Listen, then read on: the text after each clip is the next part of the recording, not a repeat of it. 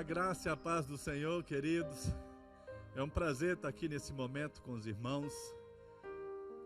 Queria compartilhar um texto rápido com os irmãos. A gente tem vivido momentos de crise, de dificuldade, de lutas, de incertezas. E essa semana eu me peguei meditando nesse texto.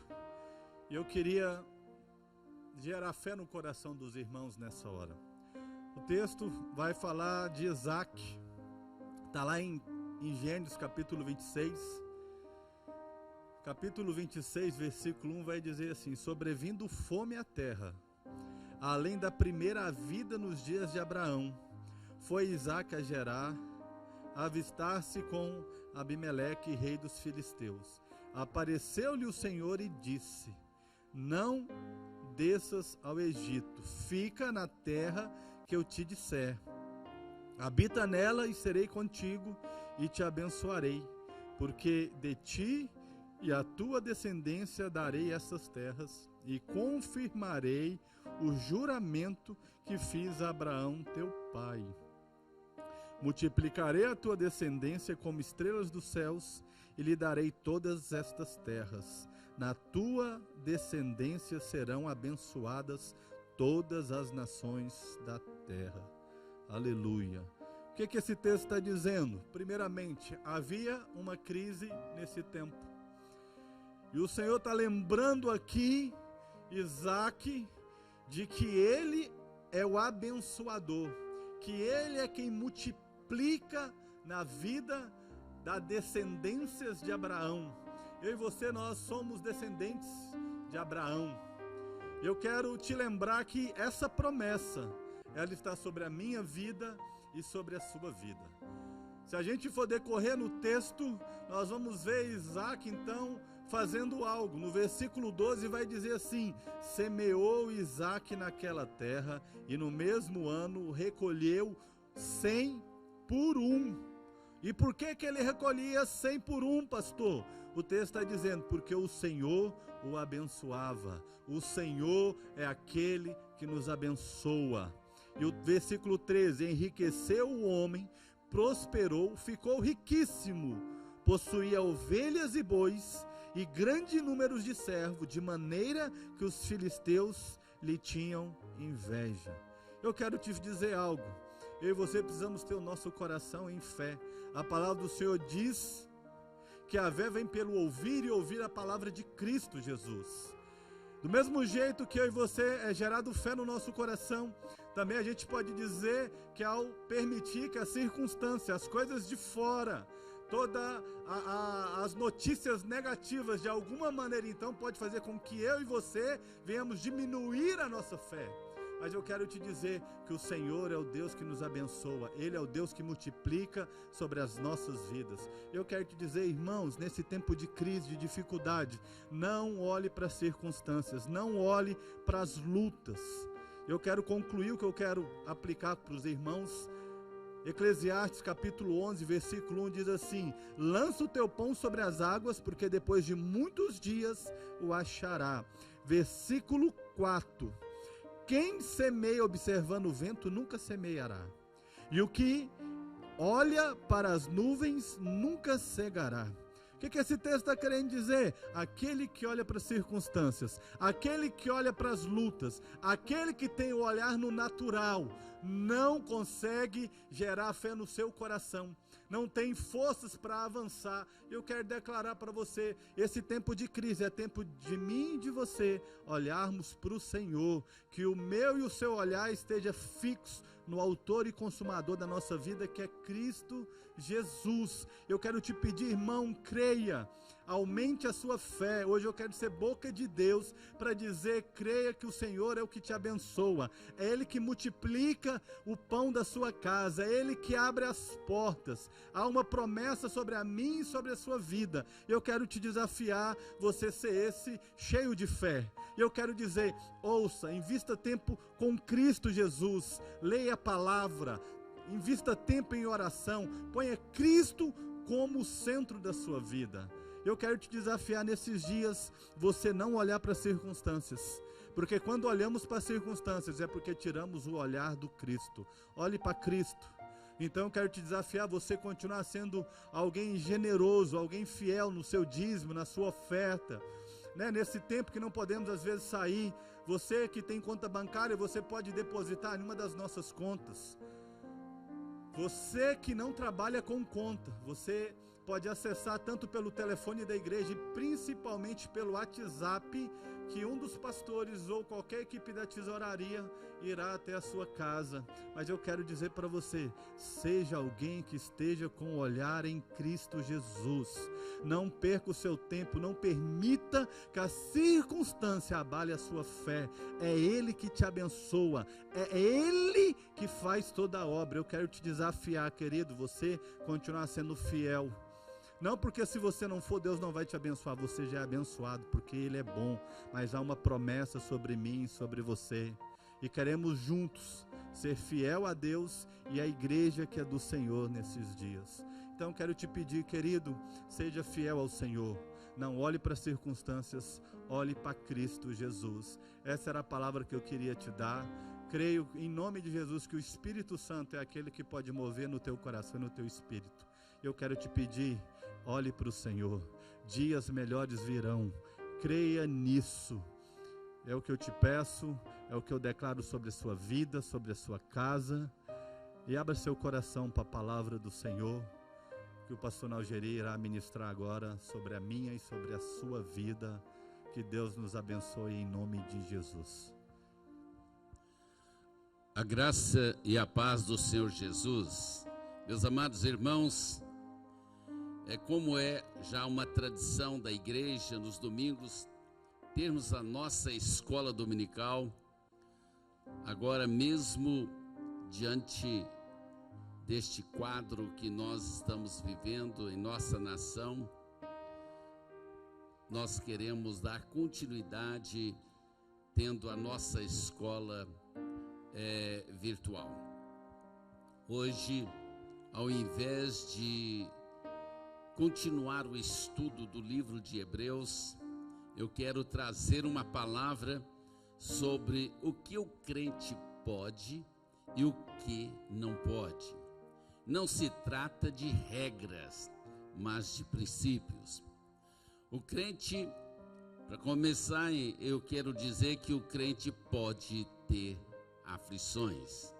Existem muitos pregadores que dizem que para o cristão não há sofrimento, doenças, pobrezas, e esses tipos de mensagens contradizem as Escrituras. Existem os dias maus, dias de aflição. Há muitos versículos na Bíblia que falam de dias maus. O próprio Senhor Jesus disse: no mundo tereis aflições, mas tende bom ânimo, porque eu venci o mundo. Isso está registrado no Evangelho de João, no capítulo 16, versículo 33. Os crentes podem sofrer tribulações. E eu quero meditar com os irmãos a respeito de 2 Coríntios, do capítulo 4, versículo 8 em diante, onde o apóstolo Paulo diz claramente, versículo 8, ele diz: em tudo somos atribulados. Pedro, o apóstolo Pedro, na sua primeira carta, no capítulo 1, versículo 6, ele diz que as tribulações são até necessárias para purificar a nossa fé. O que não podemos ter na tribulação, eu quero falar também o que nós não podemos ter. O texto de Paulo diz que podemos ter tribulações, mas não angustiados. A angústia se caracteriza pela ansiedade, insegurança, medo do futuro, e o crente não pode ter esses sentimentos, porque Deus, nosso Pai, cuida de seus filhos. Estamos seguros de que nada pode nos arrancar de suas mãos. Deus nos deu o espírito de fortaleza, e não de medo. Então, o crente não pode ficar angustiado diante das aflições, diante do sofrimento, das tribulações. Os crentes, Paulo diz que podem ter perplexidade, pois ele diz aqui perplexos, mas não desanimados. Perplexo é o mesmo que abismado, admirado, de boquiaberto, pasmado. Paulo, ele continua dizendo que ficamos perplexos, ficamos pasmados, e isto é normal. Quem não fica assustado com as coisas que estão acontecendo em nossos dias, com esta pandemia? Quem que não fica pasmado quando a gente vê um membro acometido por uma doença terrível? Quem é que não fica realmente pasmado, assustado, perplexo com as coisas que acontecem no nosso meio, com crentes que estão escandalizando, com crentes que não estão firmando seus olhos em Cristo e estão levando uma vida errada? Nós ficamos perplexos diante disto, não é? Mas o que não pode ter? O que o crente não pode ter diante da perplexidade? É o desânimo. É o desânimo. O que não podemos ter é desânimo em meio à perplexidade. Desânimo é sentir-se desmontado. O indivíduo perde toda a perspectiva. A falta de interesse em realizar atividades, principalmente aquelas que um dia foram prazerosas, por causa da depressão, e pode causar grande estrago na vida de uma pessoa. E é por isso que o crente não pode ficar desanimado. E este é o momento em que nós precisamos juntar as nossas forças, colocar os nossos olhos em Cristo e não desanimar da nossa caminhada. O crente não pode, sob nenhuma hipótese, ficar desanimado. E é comum a gente ver pessoas dizer assim: estou desanimado, né? De continuar servindo a igreja, de participar dos cultos, de ler a Bíblia, as más notícias, os maus testemunhos, tirou meu entusiasmo. Eu estou desanimado, eu vou ficar quieto, eu não vou fazer mais nada. A gente vê pessoas fazendo isso. Então você pode ficar perplexo, né? Mas não desanimado, não desanime da sua vida espiritual, não desanime da sua vida, não deixe se esmorecer, se abater de tal forma que você não consiga fazer nada. Então, nós não podemos ficar desanimados.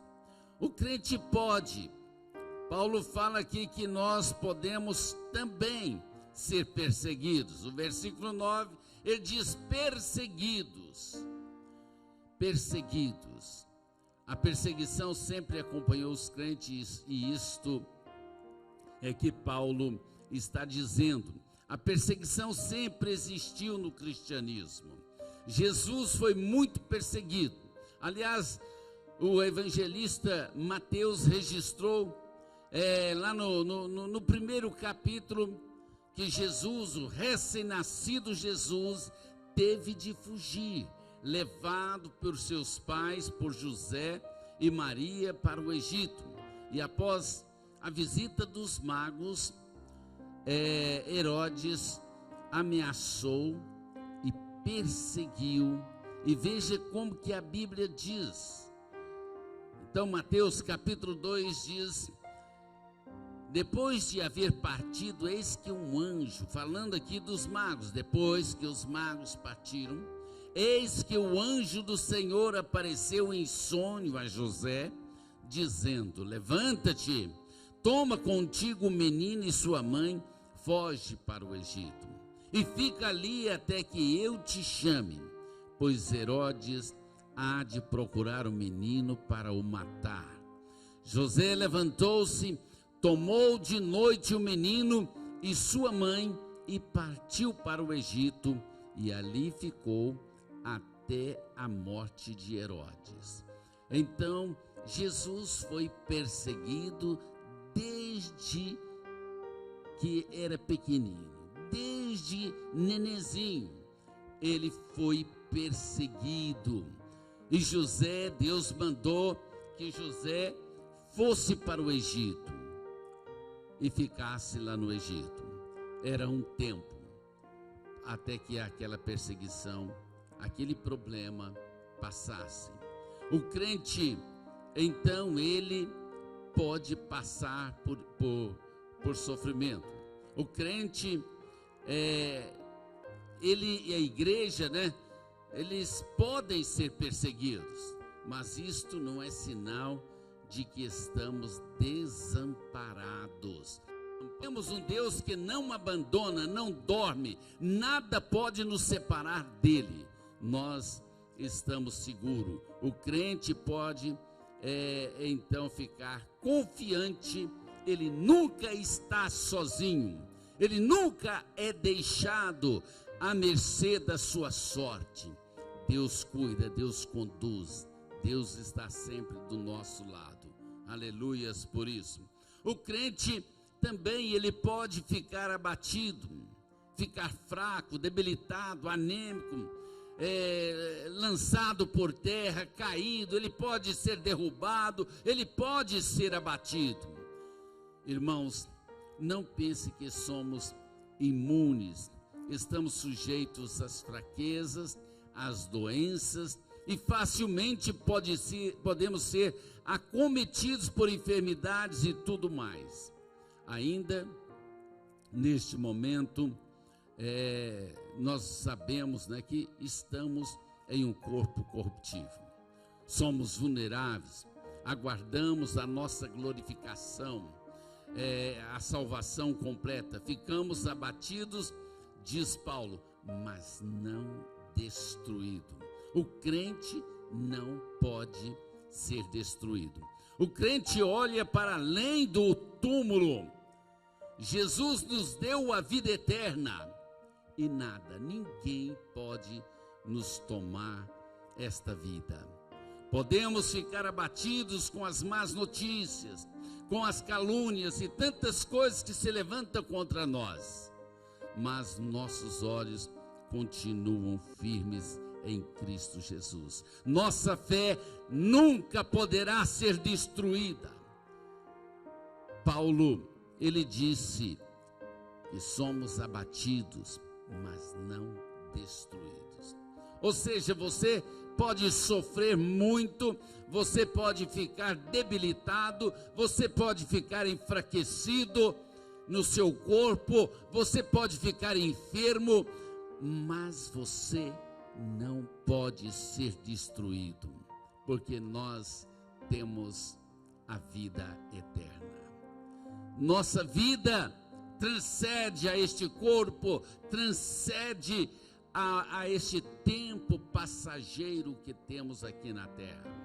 Paulo continua no seu ensino, aqui em 2 Coríntios, no versículo 10, ele diz: trazendo sempre por toda a parte a mortificação do Senhor Jesus no nosso corpo, para que a vida de Jesus se manifeste também nos nossos corpos mortais.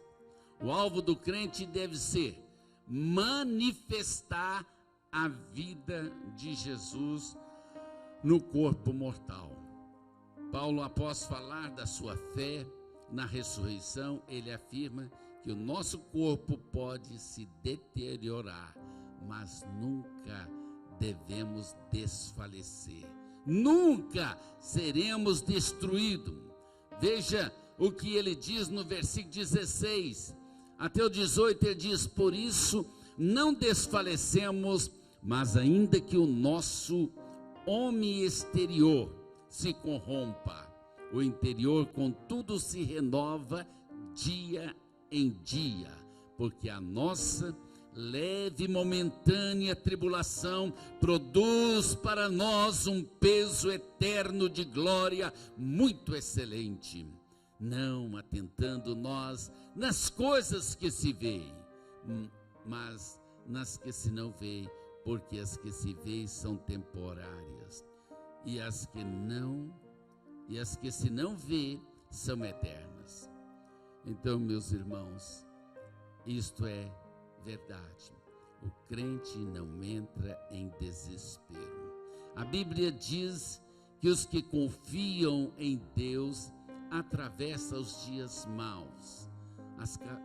Ele atravessa de que forma? Como que nós passamos por esses dias maus, por estes momentos difíceis, por este momento de pandemia? A Bíblia diz que nós atravessamos calmamente. Nós não vamos nos desesperar, mas ter calma, porque este momento, esse tempo que nós estamos vivendo, vai passar. Eu queria ler um Salmo de 94, o versículo 12 e 14 da Bíblia King James, onde diz o seguinte: bem-aventurado a pessoa a quem disciplinas, ó Eterno, aquele a quem ensinas a tua lei, calmamente atravessará os dias maus, enquanto que para os ímpios uma fossa se abrirá. O Senhor jamais desampara seu povo, nunca abandona a sua herança. Aleluias! Olha que coisa maravilhosa. Aqui está dizendo então que o homem feliz é a pessoa, o homem a quem Deus conduz, a quem Deus ensina. Esta pessoa calmamente atravessará os dias maus. É por isso que o crente não pode desesperar, ele tem que ter calma por causa do seu Senhor. Pois a Bíblia diz que Deus, o Senhor, jamais desamparará o seu povo, nunca abandonará a sua herança. Então Deus nos dá essa segurança, e é por isso que nós não desesperamos. Seja qual a circunstância, o momento, as dificuldades que você está vivendo, saiba disto: você não é desamparado, você não é abandonado. Deus está do seu lado, Deus está junto, Ele está no nosso coração, na nossa vida. Então, outra coisa, o crente pode bendizer e adorar nos dias maus. Aleluias! Nós podemos adorar a Deus nos dias maus. Existem momentos na nossa vida que passamos por lutas e adversidades, e é impossível que tais coisas não aconteçam. Ventos contrários surgem e mudam o nosso rumo, e sentimentos de completa impotência podem encher o nosso coração, afligindo até os nossos pensamentos. E o que fazer nestes momentos? Vamos ver o exemplo de Jó. Ele é um exemplo maravilhoso de quem passou por grandes e terríveis lutas. Então, ele recebeu no mesmo dia as notícias de que tudo que ele possuía havia sido roubado ou destruído pelo inimigo. E além disso, todos os seus filhos morreram quando a casa do primogênito caiu sobre ele. E este homem, ele possuía muitas razões, né, segundo a lógica humana, de blasfemar, de desacreditar em Deus, de abandonar a sua fé. E contudo, o que nós vemos foi que ele adorou a Deus e declarou a sua insignificância diante do poder e sabedoria do Senhor. Veja o que ele disse.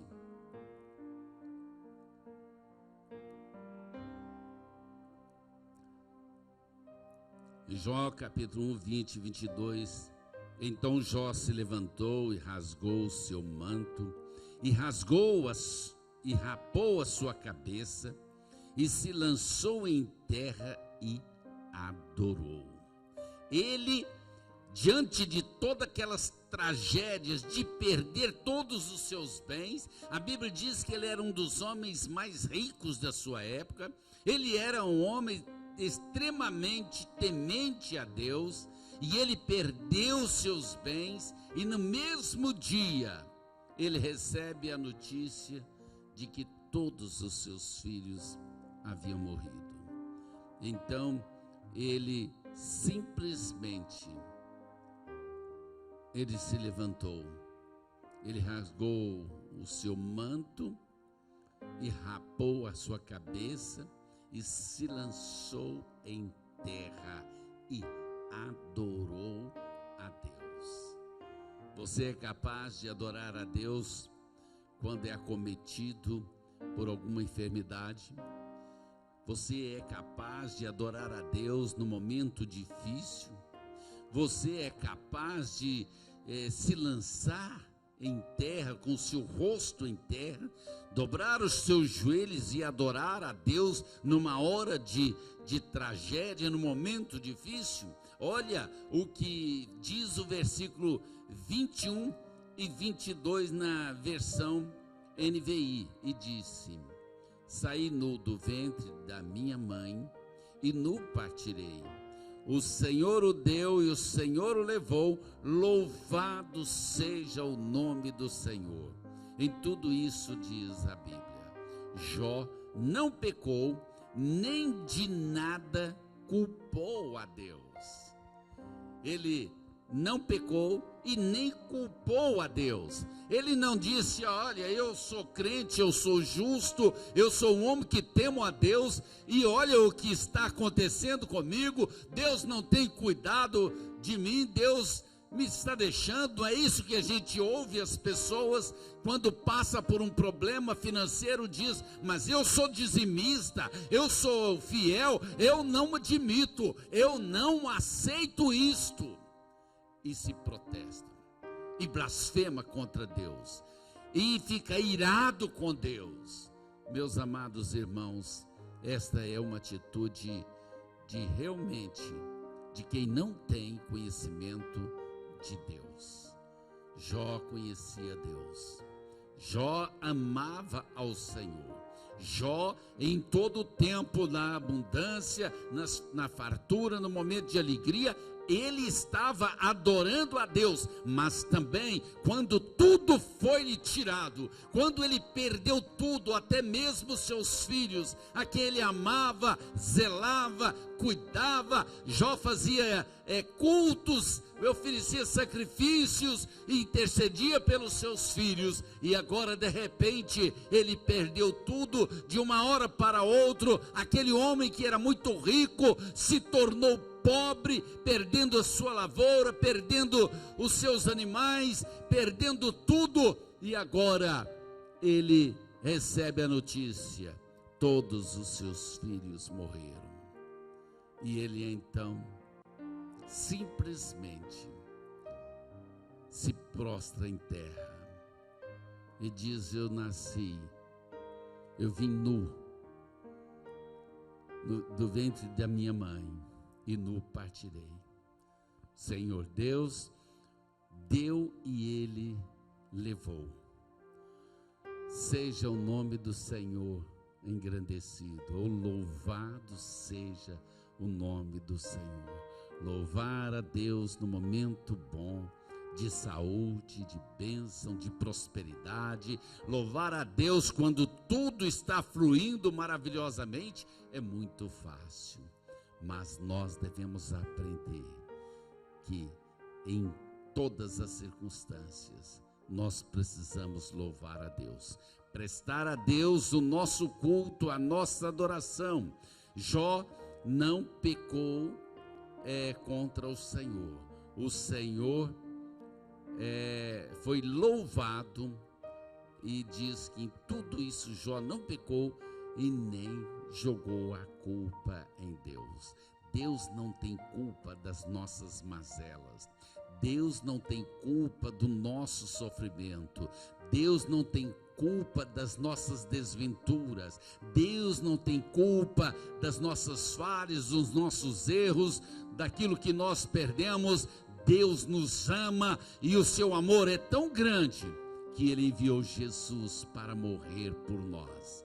Ele veio para nos reconciliar com Deus. Ele veio para quebrar a maldição que estava sobre nós, o pecado. Mas, meus amados e queridos irmãos, lembre-se disto: a salvação veio através de Cristo Jesus. Mas nós ainda permanecemos neste corpo. E a Bíblia diz que convém que Ele reine até que haja posto todos os inimigos debaixo dos seus pés. Mostrando que ainda temos muitos inimigos que precisam ser vencidos. E ele diz: o último inimigo a ser vencido é a morte. Aleluias! O inimigo, a morte, vai ser vencida um dia na nossa vida. E este momento é esperado. Nós temos esta esperança, esta promessa maravilhosa de que a morte vai ser vencida, de que o nosso corpo será transformado em um corpo incorruptível. Meus amados irmãos, então a Bíblia está cheia de exemplos e lições para nós. Olha, o Salmo 90, aliás 84, o versículo 5 e 7 da Almeida Revista e Corrigida diz o seguinte: bem-aventurado o homem cuja força está em ti, em cujo coração estão os caminhos aplanados, e o qual passando pelo vale de Baca, faz dele uma fonte, a chuva também enche os tanques. Vão indo de força em força, cada um deles em Sião aparece perante Deus. Irmãos, a maior parte dos israelitas fazia uma peregrinação regular a Jerusalém, ou no mínimo 3 vezes por ano. Eles iam celebrar as principais festas, da Páscoa, do Pentecoste, do Tabernáculo, e eles faziam esta dura viagem porque amavam os tabernáculos de Deus, porque eles suspiravam pelos átrios do Senhor, porque exultava ao Deus vivo. E devido às inúmeras montanhas, a caminhada era difícil. Eles eram obrigados a passar pelo vale de Baca. E Baca significa choro, lágrimas, sofrimentos. Ao estudar sobre esta peregrinação, eu descobri 2 coisas importantes: que ali em Baca existia uma árvore balsâmica, o bálsamo, e também ali havia tanques. Bálsamo é um óleo tirado então de uma árvore que era ferida para escorrer o óleo, que era usado para curar feridas, e também ele tinha um perfume muito agradável. E esta árvore aponta, ou este óleo aponta para a presença real do Espírito Santo, o Consolador, o Auxiliador, que nos leva, o que nos levanta nas fraquezas, quando estamos abatidos. O bálsamo vinha de uma árvore ferida. Isto fala a respeito de Jesus, que foi ferido para curar as nossas feridas e cicatrizes. O tanque, quando caía a chuva, as pessoas cavavam um tanque na terra e então eles enchiam de água. Eram cavados e eles armazenavam ali muitas águas ou poucas águas, dependendo da profundidade. De acordo com isto, com a profundidade, eles enchiam d'água. Da mesma forma, a chuva, o Espírito Santo, tem caído sobre a igreja abundantemente para que ela possa caminhar vitoriosamente. Mas a porção particular para a nossa caminhada vai de acordo com a profundidade de nosso coração. Os que cavam, os que buscam, insistem em buscar o Senhor, mais e mais, ele retém mais água. O que cava menos, então vai, que ora menos, que busca menos o Senhor, ele retém pouca água. A terra é o nosso coração diante de Deus. Deus dá o mesmo recurso, a chuva vem, ou seja, o Espírito Santo é dado para todos nós, mas a provisão, que é esta chuva para Deus, vai depender da atitude de cada um. Se você cavar, se você abrir o seu coração, se você der lugar, então ele vai ser cheio do Espírito Santo. Olha o que o salmista diz, que feliz, ele diz, é o homem cuja força está em Deus, que tem o coração e caminhos aplanados, porque ele passa pelas dificuldades e faz delas uma vitória. Ele vai de força em força, comparecendo perante Deus. Então nós podemos ter toda a segurança, podemos buscar força sobre força, ter o nosso caminho aplanado diante de Deus, transformar as dificuldades em vitória e caminhar e comparecer diante de Deus. Meus amados irmãos, eu queria dizer ainda lá em Efésios, no capítulo 6, versículo 3, Paulo recomenda o seguinte: vistam toda a armadura de Deus para que possam resistir no dia mau e permanecerdes inabaláveis depois de ter feito tudo. Olha, revista-se das armaduras de Deus, para que você possa resistir no dia mau. O dia mau vem, nós estamos vivendo dias maus. Então eu quero deixar com você esta palavra, que você possa ver que você pode realmente fazer muitas coisas neste momento de dificuldade. Você pode então ter tribulação, você pode ficar perplexo, você pode também ser perseguido, você pode passar por lutas, mas você não fica desamparado, você não é destruído, você é alguém especial. Como igreja, eu conclamo, eu convoco você a dobrar os seus joelhos diante de Deus, a buscar o Senhor nesses dias difíceis. Então, você pode ouvir esta palavra, esta mensagem, quantas e quantas vezes você quiser, mas ouça, grave no seu coração, passe para os seus familiares esta palavra de ânimo neste momento difícil. E eu quero lembrar você também de algo importante. Não esqueça, logo à noite nós estaremos também neste canal trazendo uma palavra, uma mensagem para o seu coração.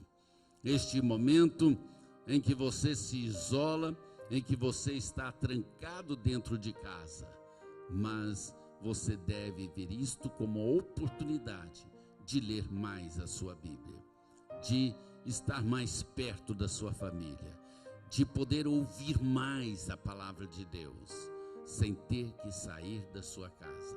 Que Deus te abençoe, meu irmão. Que Deus derrame graça sobre a sua vida, sobre a sua família. Que Deus livre você desta peste, desta enfermidade que está assolando o mundo. Nós somos o povo de Deus e vamos permanecer firmes. Que o Senhor te abençoe e até a noite, em nome de Jesus. Amém?